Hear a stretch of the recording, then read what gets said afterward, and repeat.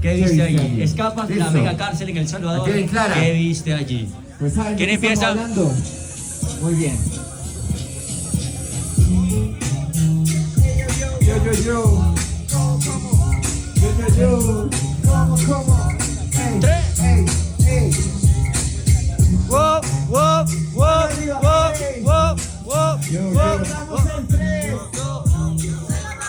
Tres, dos, uno. Yo lo único que vi es que me diste manito mal la entrada. Si no vas a funcionar para eso, no hagas nada. Ok, señoras y señores, en la cárcel había coloso porque eran mocosos que están sin valores. En la cárcel vi a este pelele, lo usan como moneda, lo soplan, se lo huelen.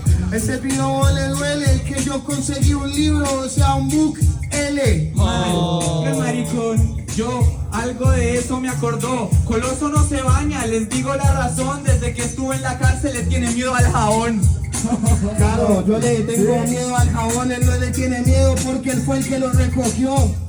Eso le pasó en la prisión, no estaba tatuado, pero la cara se tatuó. Estoy retatuado mal, el abdominal, la cabeza. Para estos perros tú no tienes certeza. En la cárcel vi personas con tristeza y los que sabemos compartíamos plato en la mesa. Pero tú eres un gusano, de hecho eres una escoria, un pésimo ser humano. Porque salió de la cárcel del Salvador por El Salvador, porque se volvió cristiano. Yo me volví cristiano, no es como tú mi hermano, tú rapeas en vano. En la cárcel si quieres puedo darte la mano, pero los que salen solo son los que están reformados. Llegó a la cárcel ese intransigente, dijo uy el ambiente está re fuerte, no hay comida y no hay suerte. Comparándolo con mi rancho no es nada diferente. ¡Qué mocoso! Entiendan que lo que hace mal el coloso es que piensa que es mejor ser visajoso. Manito, venir de un barro caliente no es para estar orgulloso. Ay.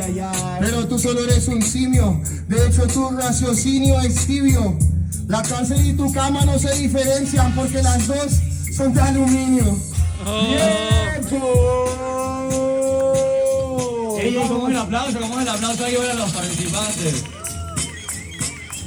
Listo, vamos de una para conocer a nuestro primer finalista del día. De acá pasará a la final.